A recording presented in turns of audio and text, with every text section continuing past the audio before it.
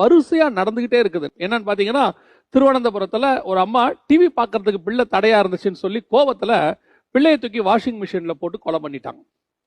இதே மாதிரி திருச்சியில ஒரு அம்மா கணவர்கிட்ட செல்போன் கேட்டிருக்கிறாங்க.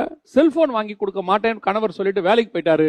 கோபத்துல பிள்ளையை கொண்டு போய் திருச்சி பஸ் ஸ்டாண்ட்ல ஒருத்தர்கிட்ட, அந்த வழிபோக்கர் ஒருத்தர், அவர்கிட்ட பிள்ளையை, அழகான பிள்ளை, வித்துட்டு செல்போன் வாங்கிட்டு வந்துட்டாங்க. யோசிச்சு பாருங்க, கடைசி காலத்துல அன்பில்லாத தன்மை. வேதம் சொல்லுகிறது அன்பு தனிந்து போகும், போச்சு, முடிஞ்சிருச்சு. இதான் கடைசி அடையாளம் நான் நினைப்பேன். எப்பவுமே அதான் நினைப்பேன். ஆண்டவர் அழகான குடும்பத்தை உண்டாக்கி பிள்ளைகளை கொடுத்தார். இந்த குடும்பம் பிள்ளைகளுக்காகத்தான் இன்ஃப்ராஸ்ட்ரக்சர். மத்தது எல்லாமே நீங்க பாக்குற வேலை, நம்ம கிட்ட இருக்கிற எல்லாமே என்னத்துக்கு பாத்தீங்கன்னா இந்த குடும்பத்தை நடத்துவதற்கு தான் கர்த்தர் கொடுத்தார்.